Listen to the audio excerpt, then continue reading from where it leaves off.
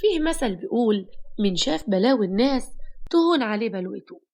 ومهما كانت بلوتك مش هتبقى من بلوة عروسة ليلة حنتها تشوف اللي شافته.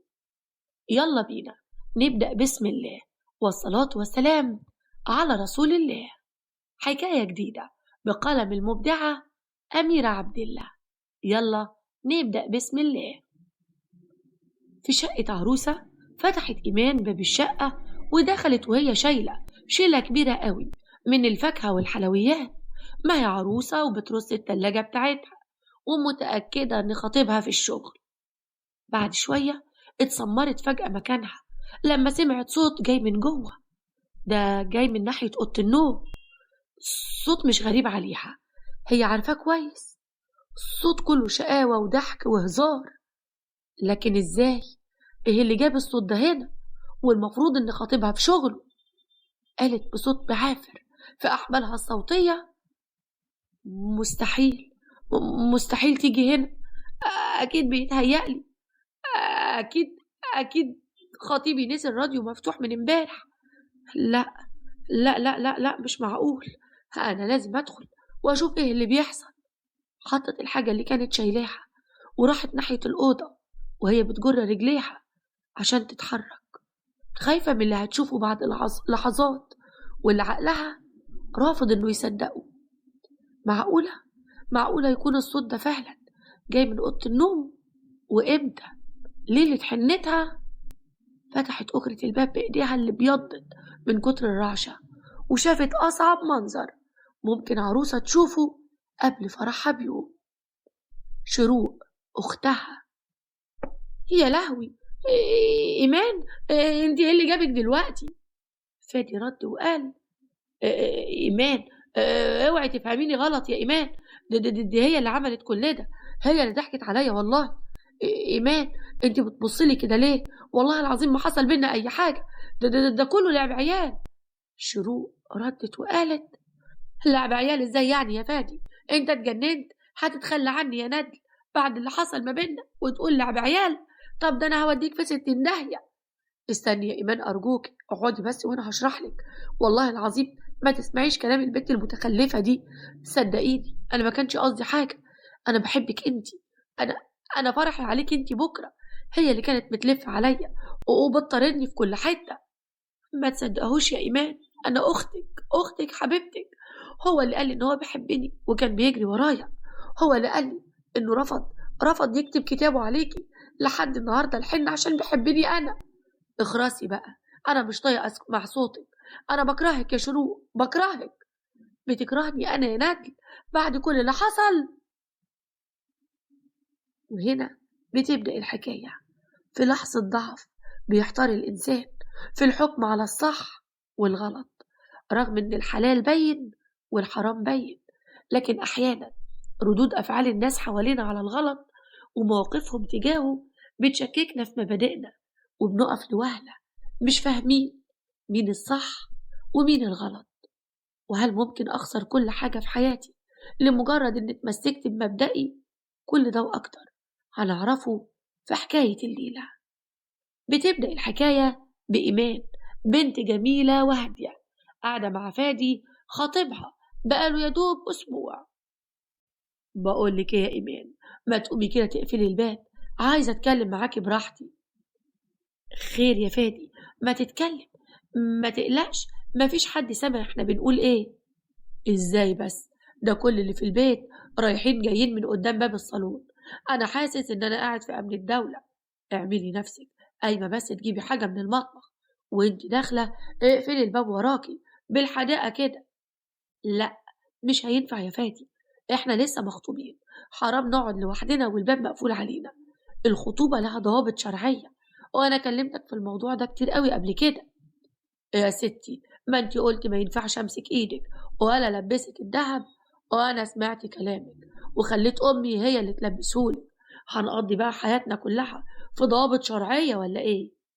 ايوه طبعا، هو الشرع بيتجزأ يا فادي. وبعدين صدقني قلت لك هم عينيهم عليا، علشان ما ينفعش نقعد انا وانت لوحدنا. لكن محدش سمع حاجة.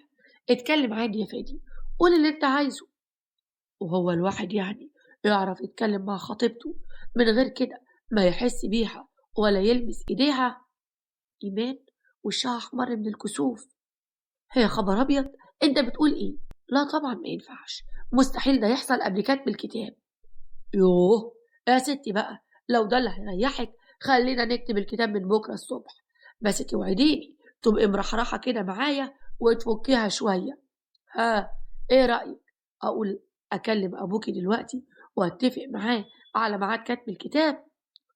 إيمان رغم فرحتها بخطوة كتب الكتاب، لكن كانت طريقة فادي كانت بتخضها دايما، أسلوبه إلى حد ما مش زيها خالص، ده حتى مش مستوعب كسوفها ولا عارف يحتوي مشاعرها الرقيقة. طب ممكن بس يا فادي نتعرف على بعض شوية؟ احنا يا دوب مخطوبين بقالنا أسبوع، ما شفناش بعض غير مرتين اتنين بس. يعني هنتعرف كده على الناشف يا إيمان؟ قصدك ايه يا فادي؟ مش فاهمة كلامك.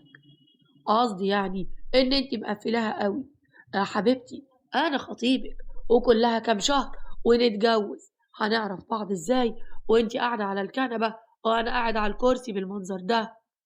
ارجوك يا فادي، طريقتك دي بتخضني منك، حاول تلتزم بالضوابط الشرعية اللي قلتلك عليها عشان ربنا يرضى عنك والجوازة تبقى مبروكة. اوف على المبروكة وسنينها، ده ايه الملل ده؟ بقولك ايه، انا قايمة امشي. لا، عشان خاطري خليك قاعد شوية، احنا ملحقناش نتكلم. زهقت يا ايمان ومليت وعايزة امشي. فجأة دخلت عليهم شروق، واللي كانت في سنة تانية في الجامعة، دخلت عليهم بطلتها اللي أثارت انتباه فادي، بنطلون ضيق وتيشيرت لونه زاهي قوي ومطرقع زيها، وطرحة مبينة نص شعرها، على عكس إيمان اللي من يوم ما فادي اتقدم ليها وهو شايفها دايما لابسة واسع ومحتشم، ومفيش حاجة ظاهرة منها غير وشها وكفوف إيديها. دخلت شروق بصينية عليها كيكة وقالت: ايه يا جماعة، ايه النكد ده؟ قاعدين كده ليه مبلمين؟ شايفاكم في الرايحة والجاية حسيت لكم بالملل والله. عندك حق والله، القعدة مملة قوي يا شروق. طب بقول لكم ايه، انا عملت صينية كيكة بالشوكولاتة، ايه انما ايه، اختراع يا كوتش، خدوا بقى دوقوا وقولوا لي ايه رأيكم. وفجأة اتحولت القعدة المملة لقعدة كلها هزار وضحك وفرفشة. ومرت الأيام ومرة ورا مرة، وفي يوم كانت إيمان قاعدة متضايقة، دخلت عليها شروق أختها الأوضة وهي بتقول: مالك يا خالتي ستوتة، حاطة إيدك على خدك كده ليه؟ قاعدة شايلة طاجن ستك، في حاجة ولا إيه؟ مفيش يا شروق، أنا بس متضايقة شوية. طب ما تحكي لي يا بنتي وتفضفضي، يمكن أقدر أساعدك. أكيد فادي مزعلك، صح؟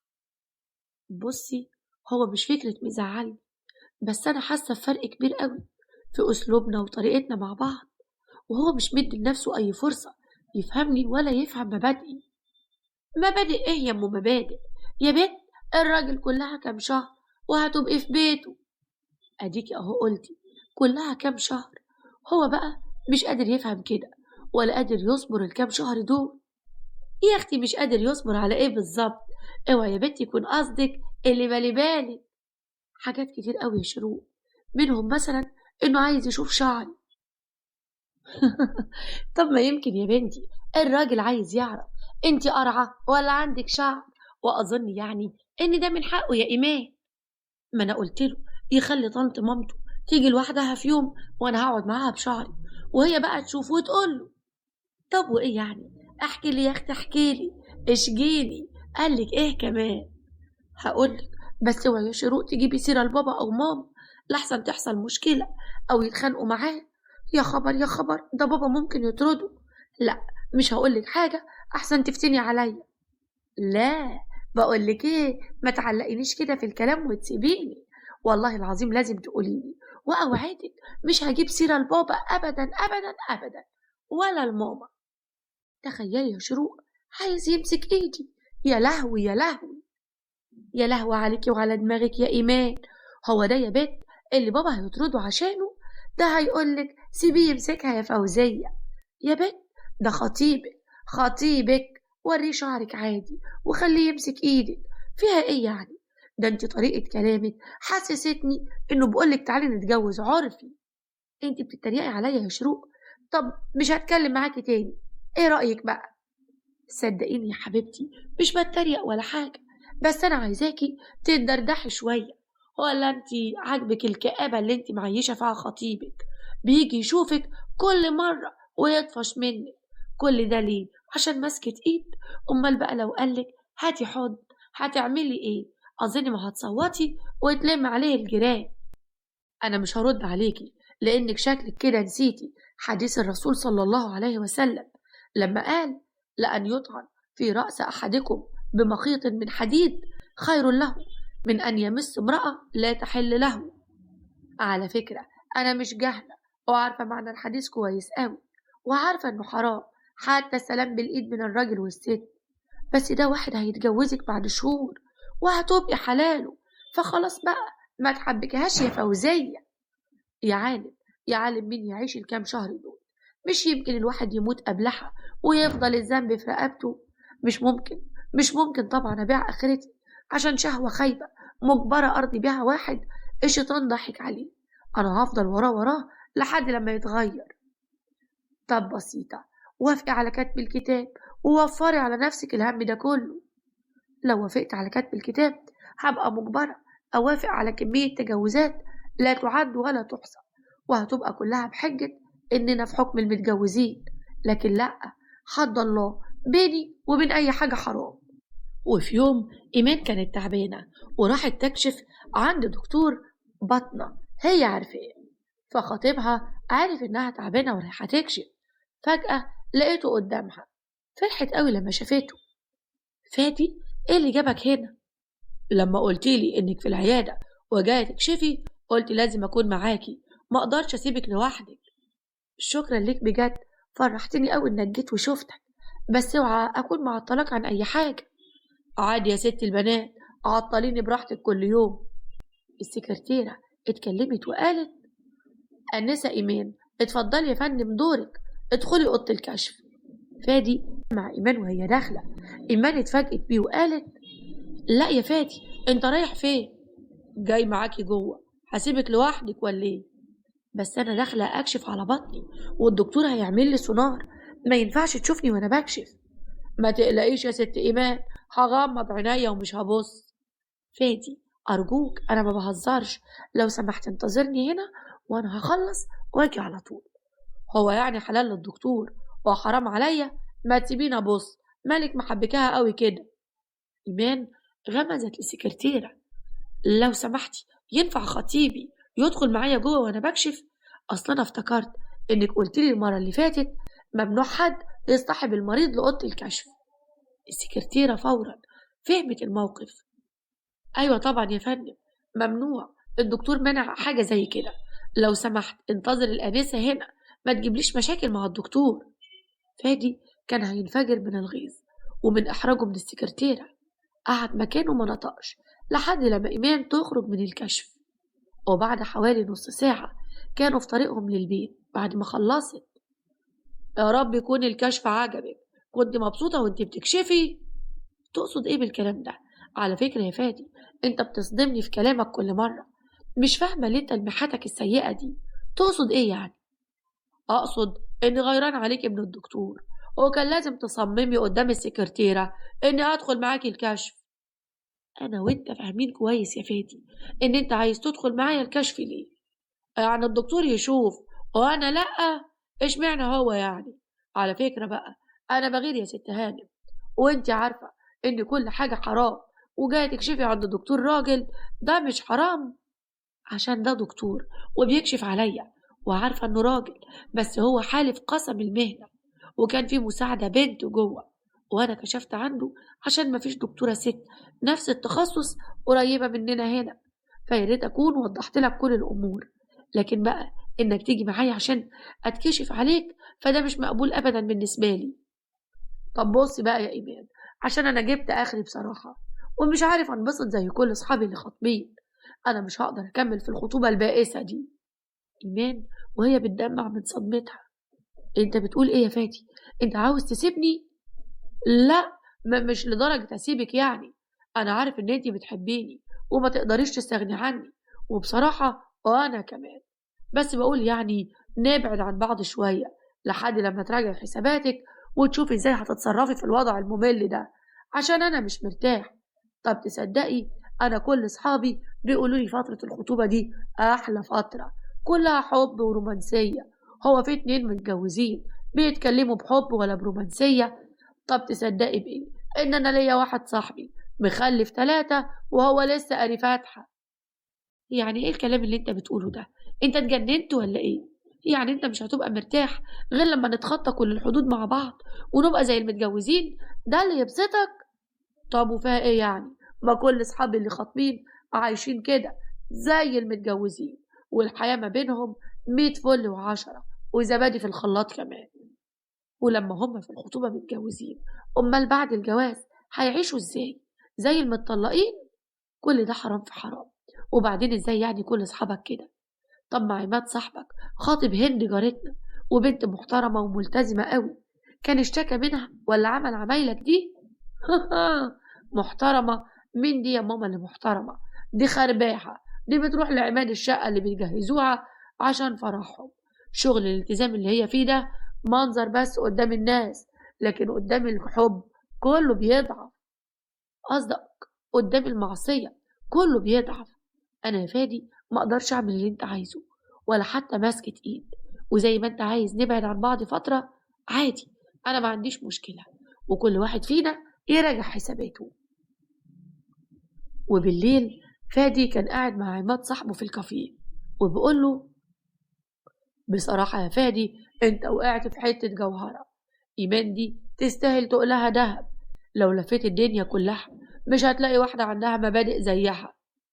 مبادئ إيه يا أبو مبادئ؟ وهي هند ما كانش عندها مبادئ؟ ما أنت شفت بنفسك، البنات كل واحدة وليها مفتاح. أيوة يا فادي، بس أنت حاولت كتير قوي مع إيمان وهي برضه ثابتة على مبدأها. لا، لسه فاضل خطوة تثبت لي لما أشوفها. بعد ما تفكر في علاقتنا هتوصل لإيه. لو استسلمت وعملت لي اللي أنا عايزه يبقى مفيش بنت لها أمان يا صاحبي، وجو الالتزام والتدين الخارجي ده مظهر مش أكتر. طب إيه رأيك بقى إني واثق إنها هتديك على قفاك وتقول لك أمك في العش ولا طارت وشوف لك واحدة غيري، ومش بعيد كمان ترمي لك الدبلة في وشك. بصراحة يا ولا أتمنى تعمل كده، وأنا وقتها أبقى زي الخاتم في صباعها وأعملها تاج على راسي، وهبقى كده اتأكدت إنها بنت زي الجنيه الدهب فعلا. طب إيه ما قلتليش أنت هتعمل إيه مع هند؟ أنت خدت غرضك منها وطلعت سهلة قوي، هتقدر تأمنها على بيتك ولا هتعمل معاها إيه دي؟ اللي زي هند دي عندها نص مبدأ، تبقى محترمة وملتزمة لكن تضعف وتديك روحها بمجرد لما تعمل لها البحر طحينة. عشان كده أنا خاف أديها اسمي وبيتي وتبقى أم ولادي. طب إيه هتخلع منها إزاي؟ همسك لها في القرف وأنكد عليها عيشتها لحد لما هي اللي تزهق وتكرهني وتطلب كمان إن إحنا نفركش من غير ما أخسر حاجة. عادي يعني. برنس يا صاحبي، برنس ودماغك عالية. وفي البيت كانت شروق قاعدة على السرير بتحط مانيكير وبتقول لإيمان: والله يا بنتي يا إيمان انت مكبرة الحكاية قوي وهتطفشي فادي منك. أنا يا بنتي لو منك كنت أمسك فيه بإيديا وأسناني وأعمل له اللي هو عايزه. أنا مخنوقة قوي يا شروق، أنا اتأكدت إن فادي خلاص مش مناسب ليا، وعقلي بيقولي أسيبه وأبعد عنه، لكن قلبي ماسك فيه ومش قادرة أبعد عنه أصلا. مش عارفة ليه قلبي متعلق بيه قوي كده.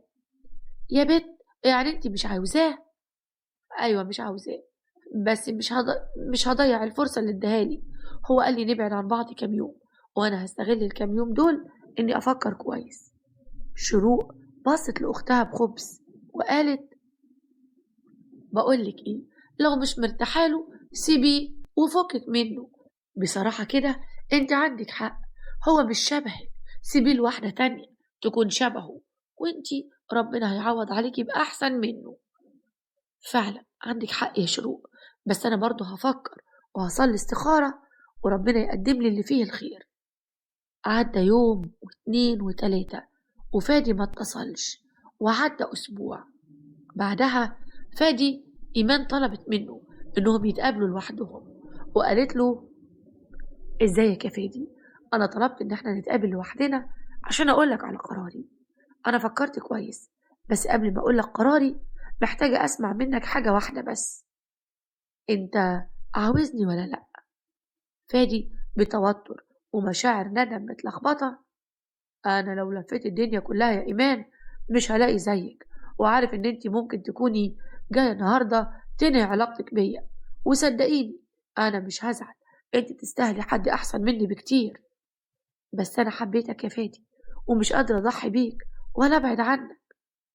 فادي قام من مكانه وهو بيقول باندهاش وفرحة: يعني أنت بتحبيني أنا؟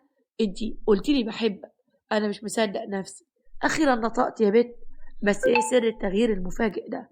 هو أنت قررتي تنحرفي ولا إيه؟ لا، بقولك إيه، احترم نفسك واسمعني للآخر. أنا قلتها مرة ومش هعيدها تاني غير بعد لما نتجوز. أنا جاي النهاردة أقولك إن أنا موافقة نكتب الكتاب. فادي قعد وهو بياخد نفس عميق مليان بالألم والحزن. طب ليه يا إيمان ما وافقتيش على كتب الكتاب من البداية؟ ما أنا ياما اتحايلت عليكي كتير قوي. عادي، ما احنا لسه فيها. بصراحة أنا ما كنتش موافقة علشان ما اتسرعش في قراري وارجع عندك. ده غير إني عارفاك كويس وعارفة إن فترة كتب الكتاب معاك مش هتعدي بسهولة، وهتفضل تزن عليا على حاجات أنا شايفاها عيب وحرام. طب واشمعنى وافقتي دلوقتي؟ طبعا ما قدرتيش تقاومي حبك ليا وجمالي، صح؟ لا يا فادي، الموضوع مش كده. الموضوع إن احنا مختلفين، بس أنا اتعلقت بيك قوي وعندي أمل إنك هتتغير للأحسن إن شاء الله.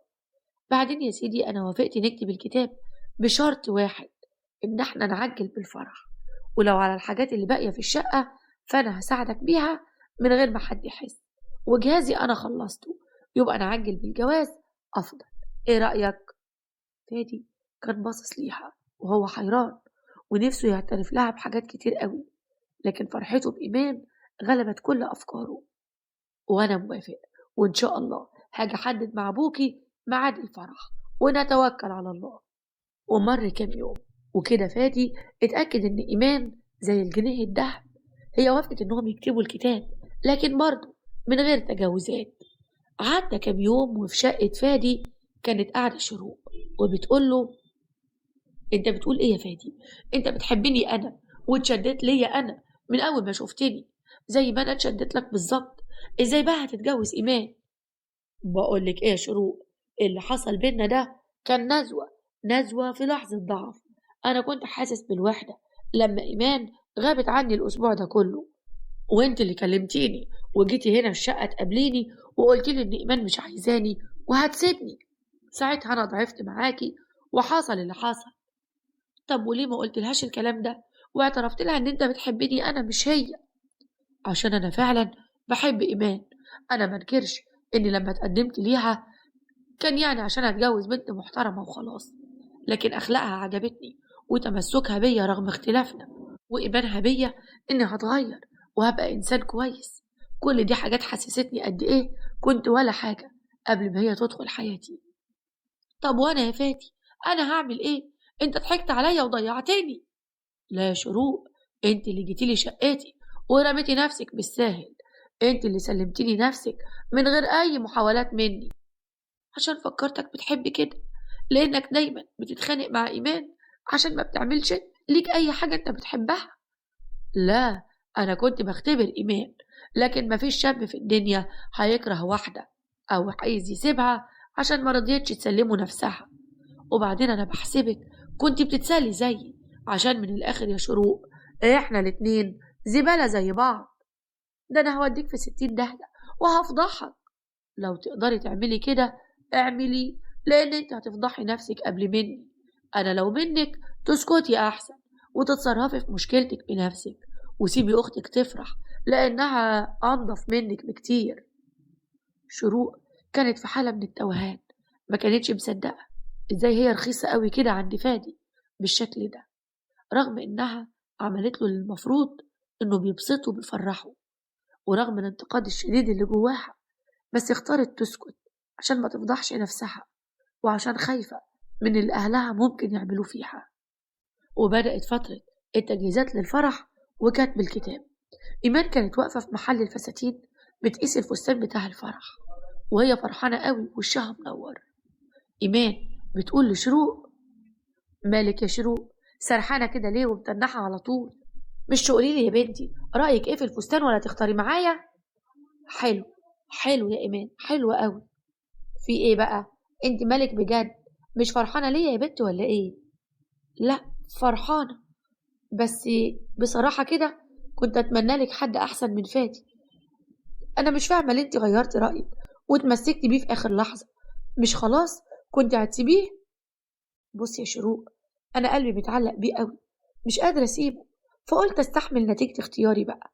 بس أنا متأكدة إن شاء الله هيتغير، هو أصلا اتغير خالص. طب تصدقي بقى إنه بقى بيحترمني وبيسمع كلامي، مش بيحاول يضايقني بأي تلميحات من بتاعته اللي كانت قليلة الأدب. عشان كده أنا حاسة إنه يجي منه ويجي منه كتير قوي كمان. كلام إيمان وفرحتها كان بقطع في قلب شروق. كانت ندمانة على اللحظة اللي باعت فيها نفسها بالسهل، كانت متحسرة إنها عمرها ما هتكون زي إيمان، ولا هتشوف فرحة زي فرحة أختها.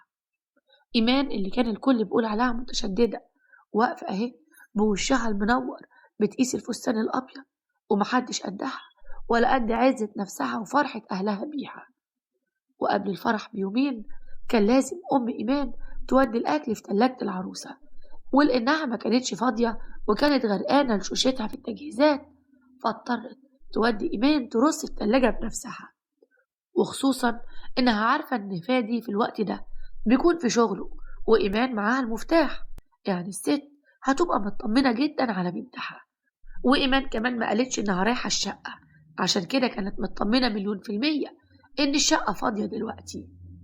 وزي ما شفتوا أول القصة، إيمان لما راحت الشقة شافت أفظع منظر ممكن حد يتخيله. أختها والعريس اللي فرحها عليه بعد يومين بخنوها في أوضة نومها، وإبدأ ليلة حنتها. جريت إيمان وهي مش شايفة قدامها من الصدمة، وهي نازلة من العمارة بتجري خبطتها عربية. إيمان هتفضحنا، أنا عارفاها، دي حربوقة وعقربة. طب والله العظيم ما في عقربة غيرك، روحي يا شيخة منك لله، أنا كان اللي بلاني بيكي بس، ما كنا خلاص اتفقنا على كل حاجة وكل واحد يروح لحاله. اخصى عليك يا فادي، يعني أنا الحق عليا إني جيت أودعك؟ تودعيني ولا تعملي فيا مقلب من مقلبك؟ ابني ايه يا بنت اللي في بطنك اللي انت جايه تقولي عليه؟ هو انت يعني متخيله ان حركاتك دي هتدخل عليا؟ لا يا فادي، انا مفيش عيل في بطني ولا حاجه، بس اعمل ايه؟ بحبك ولقيتك بتخلع وبتنكر اللي بينا. انا بكرهك ومش عايزه اشوف وشك تاني، انت فاهمه ولا لا؟ لا يا فادي مش فاهمه، مش مهم اي حاجه، المهم ان انت لازم تشوف وشي، وكمان مش هينفع تشوف وش ايمان تاني، لانها بعد اللي شافته مستحيل تبص في وشك تاني. انا زيك وانت زيي، هو انا وانت لازم نتجوز. بقولك يا بنت انتي معموله من ايه ولا جنسك ايه؟ بتغيري منها وبتحقدي عليها ليه بالشكل ده؟ دي حتى اختك. ايوه فعلا عندك حق، بغير منها وبحقد عليها عشان طول الوقت عايشه في دور الشيخه الملتزمه اللي مفيش منها اتنين، واللي كل حاجه عندها ده حلال وده حرام، واحنا اللي ولاد كلب ما نعرفش الحلال من الحرام. وهي النتيجه اهي، خطيبها بيخونها، ومع مين؟ مع اختها وليله حنتها. عارف ليه؟ عشان ما قدرتش تملى عينك، انا احسن منها، مش هي الاحسن مني. كل الناس بتقول ان هي كويسه ومؤدبه، لكن لا، انا اللي مليت قلبك، انا اللي اديتك اللي انت عايزه، يبقى لازم تبقى ليا يا فادي. بقولك يا شروق، انا خنتها عشان انا زباله زيك بالظبط، ما كنتش استاهل واحده نظيفه زيها، وانت خنتيها عشان انت بتغيري منها، ولا مؤاخذه يعني انت ازبل مني، انت ما تستاهليش تكوني اخت ايمان، وايمان ما كانتش تستحق ناس زباله زيها في حياتنا. وفجاه موبايل شروق برن. شروق بتوتر وبتقول: هي لهوي، أنا مش قلتلك زمان كل الناس عرفت؟ أنا مش عارفة أعمل إيه، مش عارفة أعمل إيه في الفضيحة دي. ماما بتتصل عليا. رد الله يحرقك، خلينا نعرف إيه اللي حصل بالظبط. شروق إيديها بترتعش، بترد بتوتر على التليفون وبتقول: ألو. أيوة يا ماما. الحقيني يا شروق، انتي فين يا بنتي؟ أنا بتصل على أبوكي ما بيردش، خليكي وراه لحد ما يرد وتعالي ورايا فورا على المستشفى. مستشفى ايه يا ماما؟ هو حصل ايه؟ شروق كانت عاملة نفسها ما تعرفش اللي حصل لإيمان. هي بنت حد اتصل عليا من موبايل إيمان وبقولوا إنها عملت حادثة قدام شقتها، الحقيني بسرعة يا شروق. حاضر يا ماما، أنا جاية وراكي على طول. شروق بسرعة بتحاول تلم نفسها وبتلم حاجاتها ودموعها نزلت منها. إيمان بين الحياة والموت، ماما قالت لي إنهم نقلوها المستشفى. يا ريتني ما كنت عرفتك، يا ريتني ما كنت حبيتك يا فادي. سابته ومشيت، طلعت تجري على المستشفى، وفادي كمان ما قدرش يمنع نفسه وراح وراها. وفي المستشفى كانت أم إيمان رايحة جاية وهي قلبها معصور على بنتها من كتر القلق والتوتر. شروق جت بتجري: ايه يا ماما اللي حصل؟ طمنيني على اختي، عامله ايه دلوقتي؟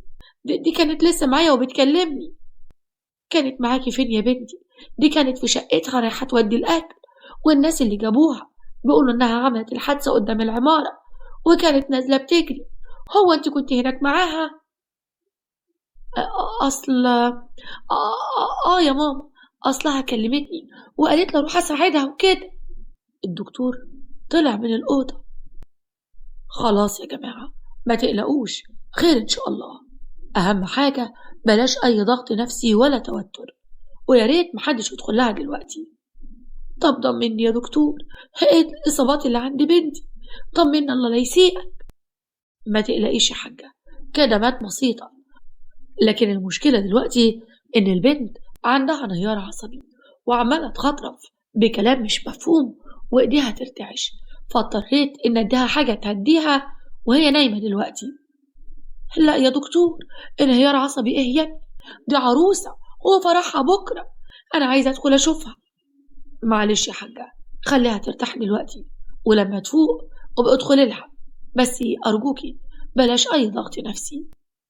أم إيمان قعدت مش فاهمة حاجة وبتقول بحيرة: انهيار عصبي ازاي يعني؟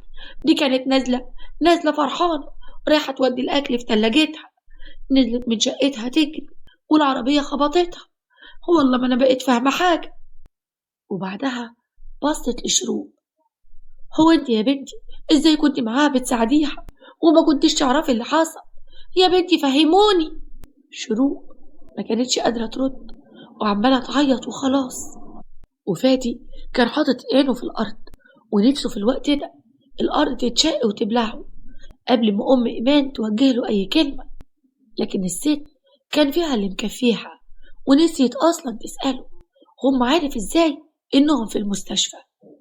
مامة إيمان فضلت نايمة جنبها طول الليل وما كانش مسموح غيرها هي بس اللي تبقى معاها في المستشفى. وتاني يوم الصبح بدري فادي اتصل على شروق: بقولك ايه، انزلي روحي لإيمان المستشفى وخليكي جنبها عشان أول ما تفوق اتحايلي عليها ما تفضحناش وتسيب الفرح يعدي في ميعاده. فرح ايه دلوقتي؟ الحقني، أنا في مصيبة بحق، أنا طلعت حامل يا فادي. انتي بتقولي ايه يا بنت انت متخلفة صح؟ مش وقت تهريج. انتي قلتي قبل كده ان انتي حامل وكنتي بتهزري عشان عايزة تربطيني بيكي. احنا دلوقتي في مصيبة ومش وقت الهبل ده. والله العظيم طلعت حامل يا بني آدم، حرام عليك، أنا تعبانة طول الليل ودلوقتي أنا لسه طالعة من معمل التحاليل حالا، كنت بعمل تحاليل حمل وطلعت حامل يا فادي. يعني إيه؟ اللعبة قلبت بجد؟ الله يخرب بيتك، الله يخرب بيت الساعة اللي قابلتك فيها. اتصرف يا فادي، انت اللي غرقتني وانت اللي لازم تتصرف وتحل المشكلة دي. منك لله، منك لله يا شيخة، هنعمل ايه دلوقتي؟ معرفش، ماليش دعوة، اتصرف. بقول لك يا بنت انتي، انا فرحي على اختك بكرة، انتي عارفة ده معناته ايه؟ لا، مش عارفة ومش عايزة اعرف. مفيش فرح هيتم، على جثتي، على جثتي ان انت تتجوز ايمان. العيل اللي في بطني ده ابنك، ولازم تعترف بيه. طب اتنيلي بقى دلوقتي واقفلي وسيبيني افكر اشوف هعمل ايه في المصيبة اللي انت حطيتيني فيها. روحي يا شيخة، ربنا ينتقم منك. بسم الله الرحمن الرحيم، والصلاة والسلام على رسول الله. أهلا بحضراتكم في الحلقة الأخيرة. شروق وفادي كانوا لسه في الشقة، مش عارفين ازاي هيواجهوا الفضيحة اللي إيمان هتعملها لهم. إيمان مش هتسكت يا فادي، إيمان هتفضحنا، أنا عارفاها، دي حربوقة وعقربة. طب والله العظيم ما في عقربة غيرك، روحي يا شيخة منك لله. أنا كان اللي بلاني بيكي بس، ما كنا خلاص اتفقنا على كل حاجة وكل واحد يروح لحاله. اخصى عليك يا فادي، يعني أنا الحق عليا إني جيت أودعك؟ تودعيني ولا تعملي فيا مقلب من مقلبك؟ ابني ايه يا بنت اللي في بطنك اللي انت جايه تقولي عليه؟ هو انت يعني متخيله ان حركاتك دي هتدخل عليا؟ لا يا فادي، انا مفيش عيل في بطني ولا حاجه، بس اعمل ايه؟ بحبك ولقيتك بتخلع وبتنكر اللي بينا. انا بكرهك ومش عايزه اشوف وشك تاني، انت فاهمه ولا لا؟ لا يا فادي مش فاهمه، مش مهم اي حاجه، المهم ان انت لازم تشوف وشي. وكمان مش هينفع تشوف وش ايمان تاني، لانها بعد اللي شافته مستحيل تبص في وشك تاني. انا زيك وانت زيي، هو انا وانت لازم نتجوز. بقولك يا بنت انتي معموله من ايه ولا جنسك ايه؟ بتغيري منها وبتحقدي عليها ليه بالشكل ده؟ دي حتى اختك. ايوه فعلا، عندك حق، بغير منها وبحقد عليها عشان طول الوقت عايشة في دور الشيخة الملتزمة اللي مفيش منها اتنين، واللي كل حاجة عندها ده حلال وده حرام، واحنا اللي ولاد كلب ما نعرفش الحلال من الحرام. وهي النتيجة اهي، خطيبها بيخونها، ومع مين؟ مع اختها وليلة حنتها. عارف ليه؟ عشان ما قدرتش تملى عينك. انا احسن منها، مش هي الاحسن مني. كل الناس بتقول ان هي كويسة ومؤدبة، لكن لأ، أنا اللي مليت قلبك، أنا اللي اديتك اللي أنت عايزه، يبقى لازم تبقى ليا يا فادي. بقولك يا شروق، أنا خنتها عشان أنا زبالة زيك بالظبط، ما كنتش أستاهل واحدة نظيفة زيها، وأنت خنتيها عشان أنت بتغيري منها، ولا مؤاخذة يعني أنت أزبل مني. أنت ما تستاهليش تكوني أخت إيمان، وإيمان ما كانتش تستحق ناس زبالة زيها في حياتنا. وفجأة موبايل شروق برن، شروق بتوتر وبتقول: هي لهوي، أنا مش قلتلك زمان كل الناس عرفت؟ أنا مش عارفة أعمل إيه، مش عارفة أعمل إيه في الفضيحة دي، ماما بتتصل عليا. رد الله يحرقك، خلينا نعرف إيه اللي حصل بالظبط. شروق إيديها بترتعش، بترد بتوتر على التليفون وبتقول: ألو، أيوة يا ماما. الحقيني يا شروق، انتي فين يا بنتي؟ انا بتصل على ابوكي ما بيردش، خليكي وراه لحد ما يرد وتعالي ورايا فورا على المستشفى. مستشفى ايه يا ماما؟ هو حصل ايه؟ شروق كانت عامله نفسها ما تعرفش اللي حصل لإيمان. هي بنت حد اتصل عليا من موبايل إيمان وبيقولوا انها عملت حادثه قدام شقتها، الحقيني بسرعه يا شروق. حاضر يا ماما، انا جايه وراكي على طول. شروق بسرعة بتحاول تلم نفسها وبتلم حاجاتها، ودموعها نزلت منها. إيمان بين الحياة والموت، ماما قالت لي إنهم نقلوها المستشفى. يا ريتني ما كنت عرفتك، يا ريتني ما كنت حبيتك يا فادي. سابته ومشيت، طلعت تجري على المستشفى، وفادي كمان ما قدرش يمنع نفسه وراح وراها. وفي المستشفى كانت أم إيمان رايحة جاية، وهي قلبها معصور على بنتها من كتر القلق والتوتر. شروق جت بتجري: ايه يا ماما اللي حصل؟ طمنيني على اختي، عامله ايه دلوقتي؟ دي كانت لسه معايا وبتكلمني. كانت معاكي فين يا بنتي؟ دي كانت في شقتها رايحه تودي الاكل، والناس اللي جابوها بيقولوا انها عملت الحادثه قدام العماره، وكانت نازلة بتجري. هو انت كنت هناك معاها؟ اصل يا ماما، اصلها كلمتني وقالت لي اروح اساعدها وكده. الدكتور طلع من الأوضة. خلاص يا جماعة، ما تقلقوش، خير إن شاء الله. أهم حاجة بلاش أي ضغط نفسي ولا توتر، ويا ريت محدش يدخل لها دلوقتي. طب طمني يا دكتور، ايه الإصابات اللي عند بنتي؟ طمني الله لا يسيئك.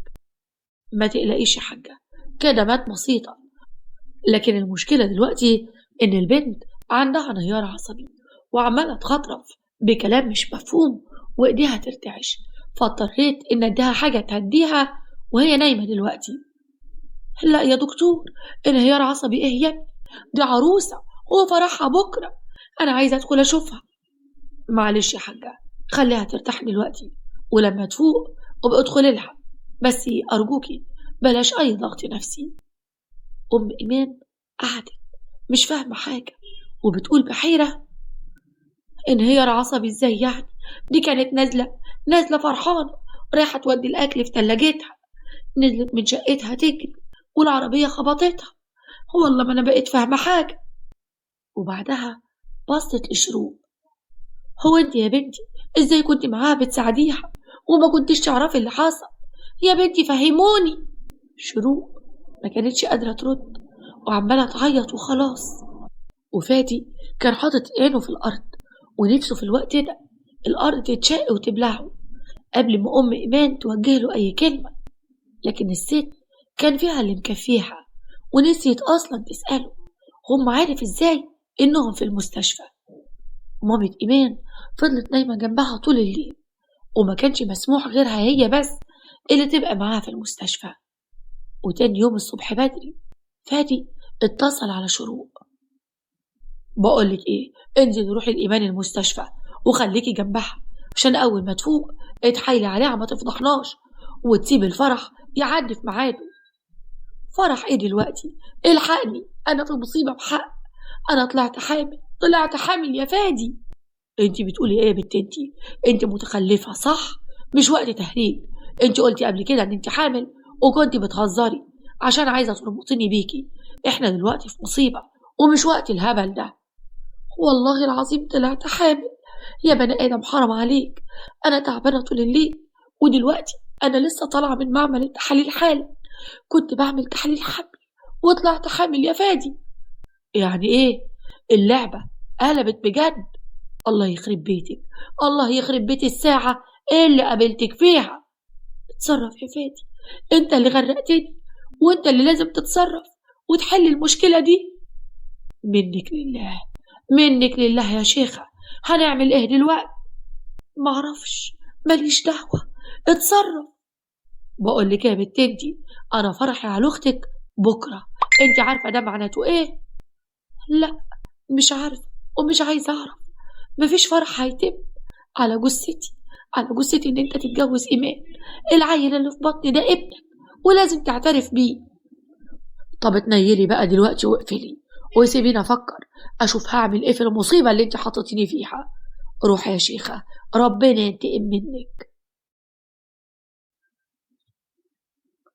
شروق رجعت البيت وهي منهارة من العياط ولسه هتدخل على أوضتها تكمل اللي هي فيه، اتفاجئت بإيمان وأمها وأبوها قاعدين في الصالة. شروق مش قادرة تخرج الكلام من كتر التوتر والصدمة. ايه ده؟ هو انتوا رجعتوا امتى من المستشفى؟ مش الدكتور قال ان ايمان لازم ترتاح شوية؟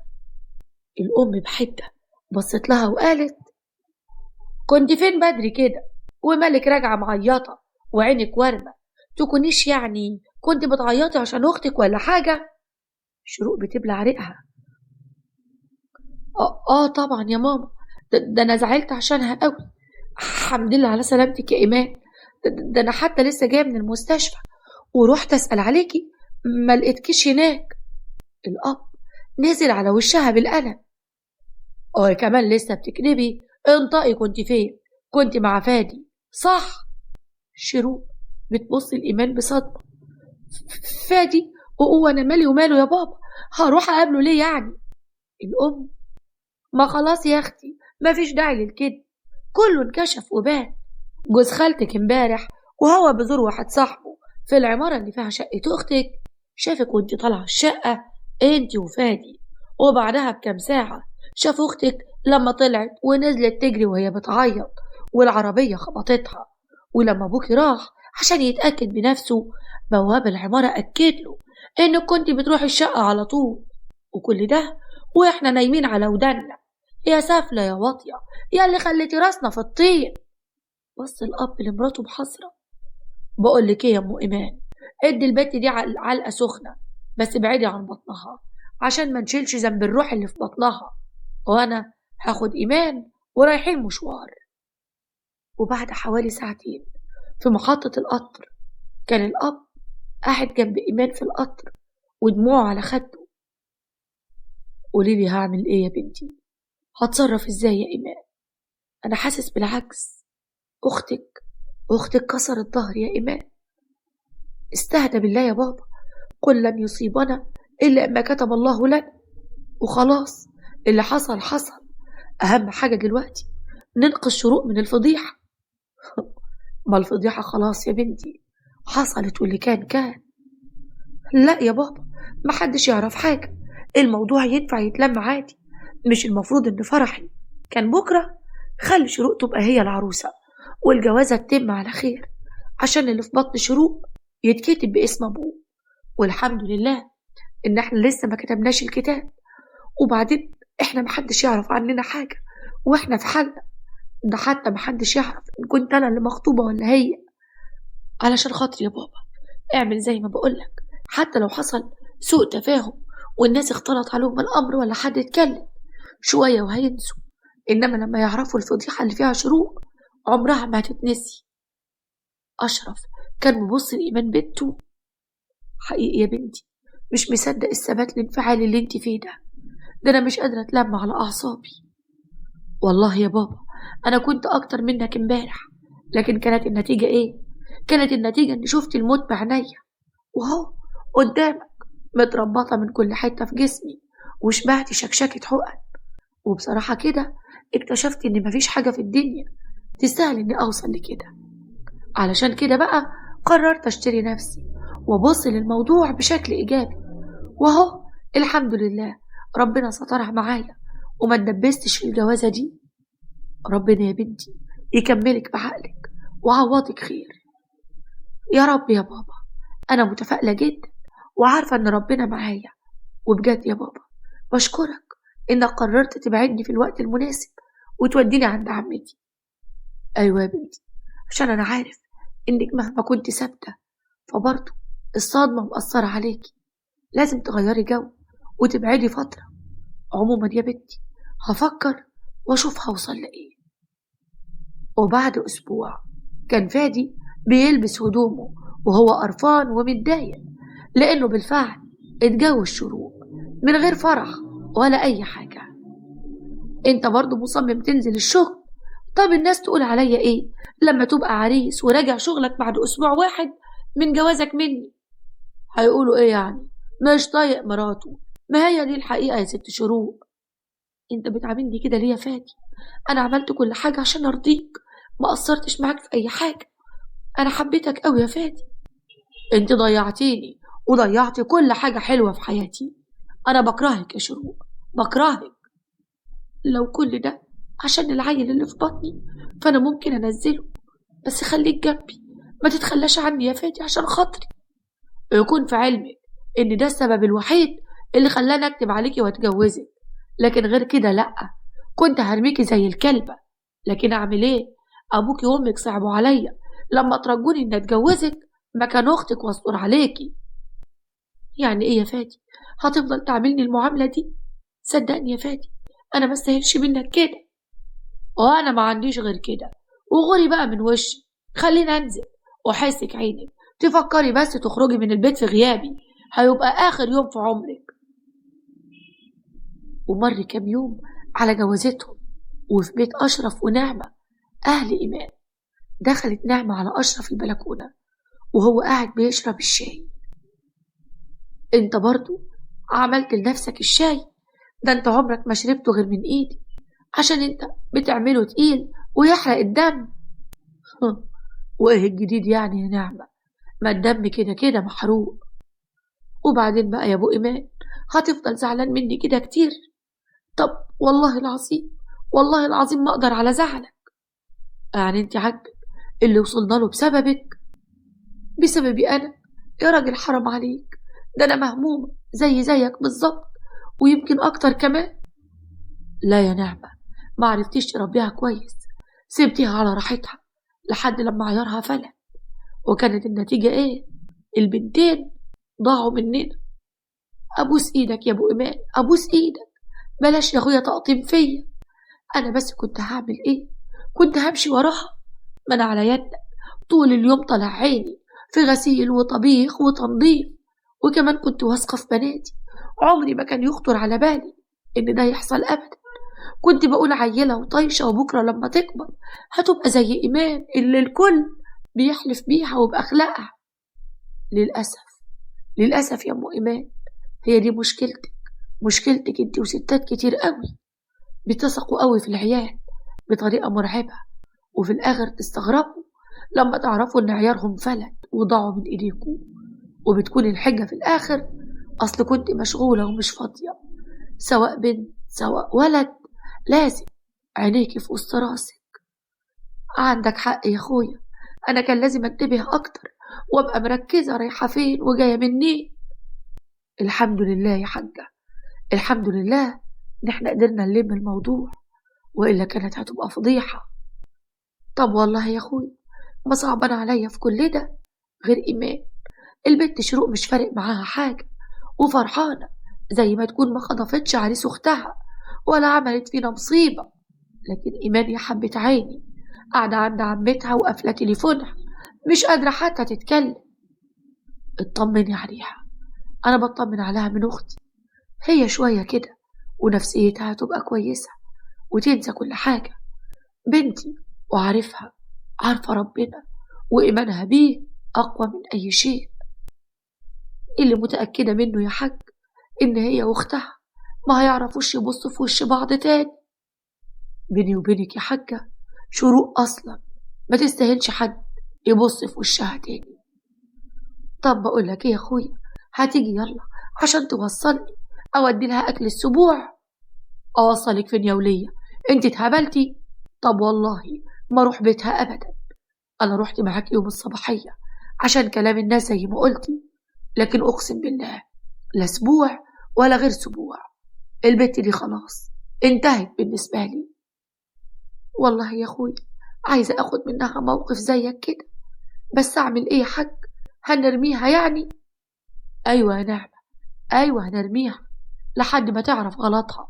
اللي هي عملته فينا وفي اختها ما كانش سهل ابدا يا نعمة.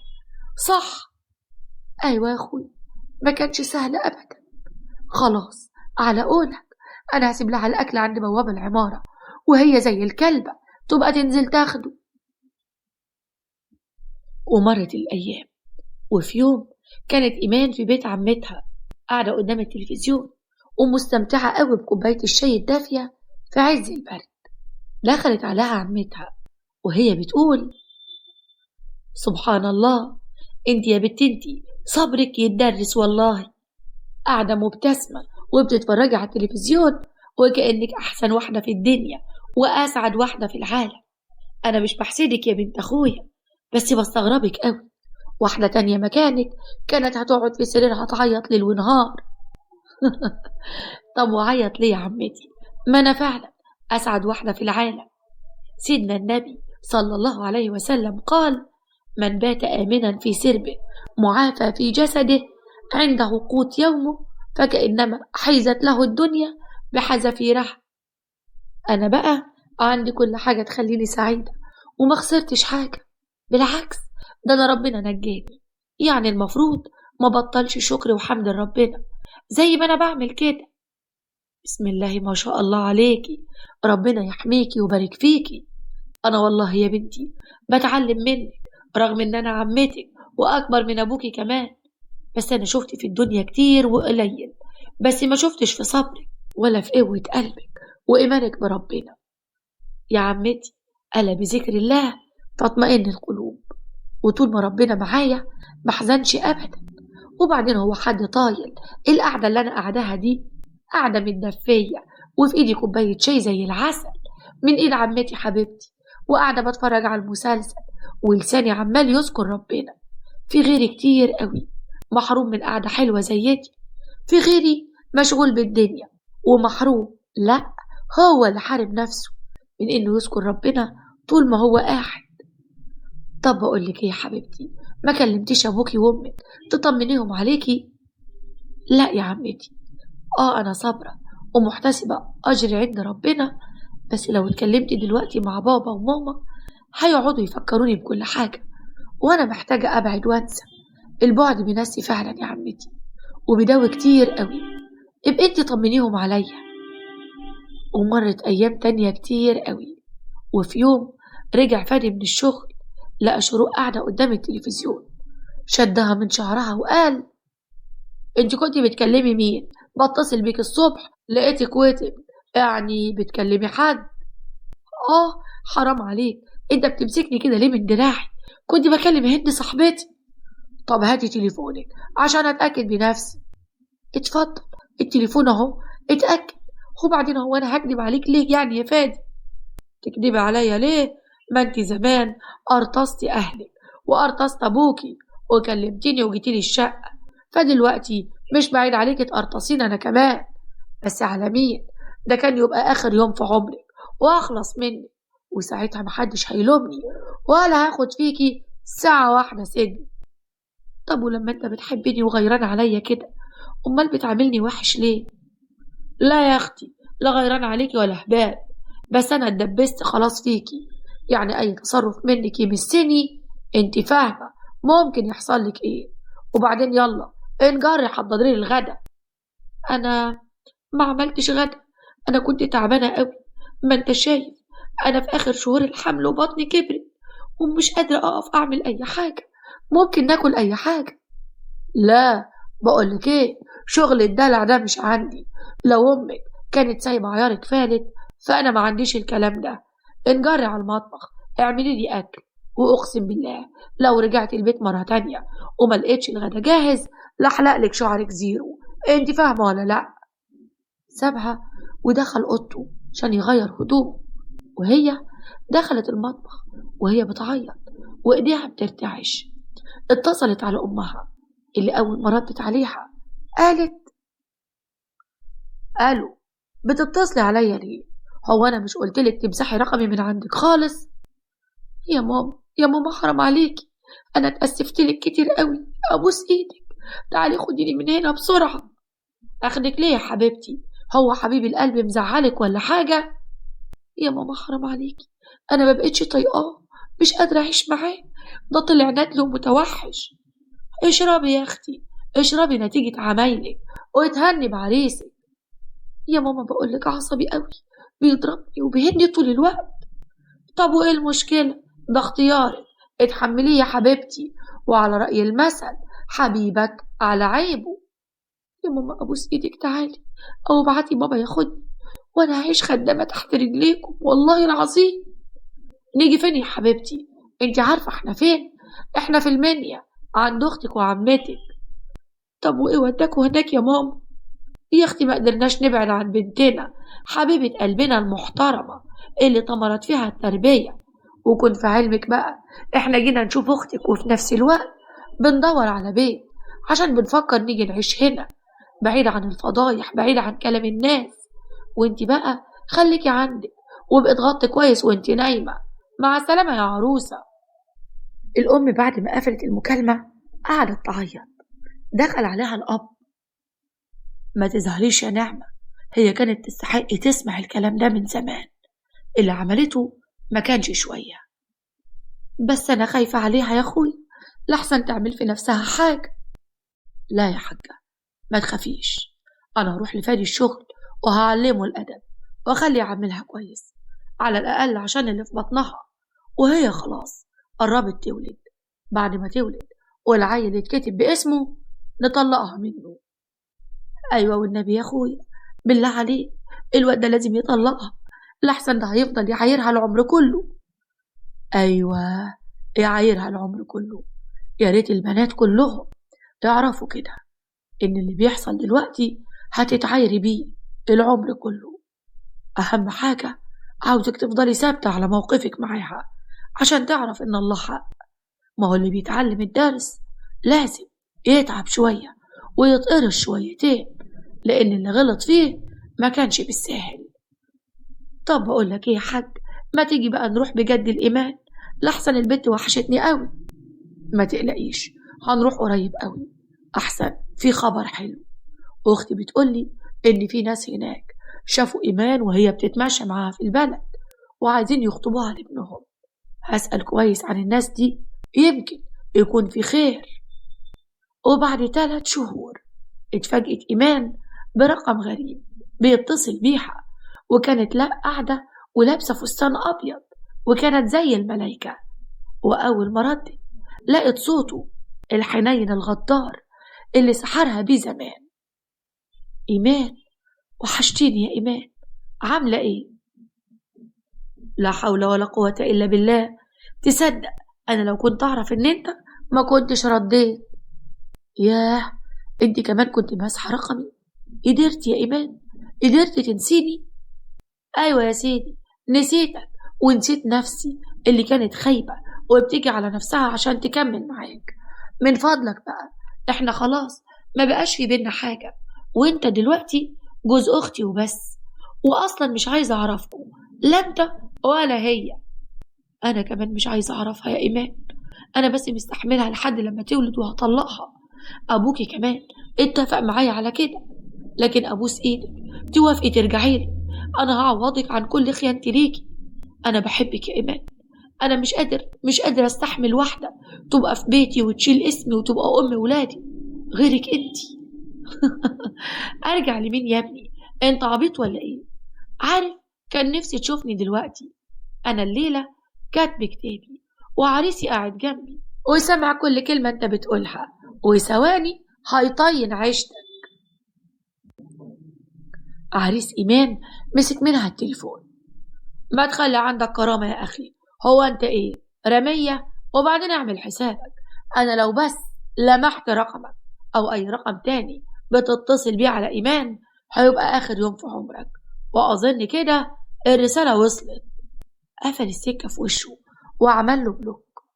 أما شروق فدخلت الأوضة على فادي وهي بتقول له قفلت السكة في وشك؟ تستاهل يا فادي عشان تبقى تفكر فيها وأنا على ذمتك. لا يا شروق، مش هي اللي قفلت، ده جوزها. إيه؟ جوزها؟ هي إيمان أختي اتجوزت؟ وما تتجوزش ليه؟ هي اللي زي إيمان دي هتقعد ولا هتبور؟ ما أكيد هيجي لها عرسان كل شوية. يا سلام، ومالك بتتكلم عنها كده؟ ما أنا كمان حلوة وكان بيجي لي عرسان كتير قوي على فكرة. كانوا مخدوعين فيكي، مخدوعين في لبسك ومظهرك، ما يعرفوش إنك لما بتشيلي الميك اب واللبس بتبقي عبد الغفور البرعي. ما يعرفوش إن كل ده خطة وشبكة بتصطادي بيها عريس، إنما أنت زبالة وبتبيعي نفسك قدام أي كلمة حلوة. ليه كده يا فادي؟ ليه دايما بتتفنن في أهانتي وتذلني على اللي حصل؟ نفسي أفهم عملت لك إيه؟ ده أنا خسرت كل حاجة عشانك، خسرت شرفي وخسرت أهلي عشانك. ومين قالك إن عايز واحدة تخسر أهلها عشاني؟ دي حاجة تنزلك من نظري مش تكبرك على فكرة. البنت اللي تخسر أهلها ملهاش أمان أبدا، وأنا من يوم ما سلمتيني نفسك عمري ما هديك الأمان. فاهمة؟ انت كبرك معايا الكام شهر الباقيين على الولادة، ومن بعدها هغورك من وشي خالص وأوديكي عند أهلك. شروق قعدت في الأرض وهي بتعيط. يعني إيه؟ يعني خلاص كل الأماكن رفضاني، لا أنت عايزني ولا أهلي عايزيني. ليه كده يا فادي؟ دموعها نزلت وافتكرت كل كلام إيمان عن الصلاة والصوم، وإن العبد لما يعوز حاجة ما يفضفضش للناس، لا يفضفض لربنا. قامت فورا من مكانها وراحت على الحمام تتوضى، وقررت تصلي 2 ركعتين توبة وتقعد تستغفر ربنا على الذنب اللي عملته زمان. وقتها فادي بص عليها بسخرية ولا هزت في شعرها وسابها ومشي. وبعد كام شهر كانت شروق ولدت، وأهلها أخدوها عندهم عشان يرعوها وطلقوها من فادي. لكن رغم كل ده ما كانتش قادرة تبص في وش حد من أهلها، بتربي ابنها وبس. أما فادي فرجع من تاني يدور على عروسة تكون زي إيمان وفي أخلاق إيمان، وهو كمان تاب وعارف إنه هو كمان عشان كانت نيته وحشة وكان بيتسلى بالبنات ويرمي أي واحدة تبقى سهلة معاه، ربنا وقعه في شروق وهتبقى أم ابنه الوحيد اللي ما خلفش غيره تاني. أما إيمان اختارت تكمل حياتها في المنيا مع عمتها وعريسها وأهله اللي كانوا طايرين بيها من الفرحة. خدت إنسان كويس عوضها عن الصبر اللي صبرته على المصيبة اللي تعرضت ليها، وفعلا من ترك شيئا لله عوضه الله خيرا منه. ألف شكر للكاتبة المبدعة أميرة عبد الله، وبإذن الله مستنيين منها المزيد والمزيد. ويا ريت كمان لو حكاياتي بتعجبكم ما تنسوش تدعموني باللايك وتعليق جميل منكم. ولو انت مكان إيمان وتعرضتي للصدمة الكبيرة دي ربنا ما يقدرهاش أبدا، ممكن تتصرفي ازاي؟ وهل تصرف إيمان وأبوها كان صح ولا كان غلط؟ مستنية رأيكم.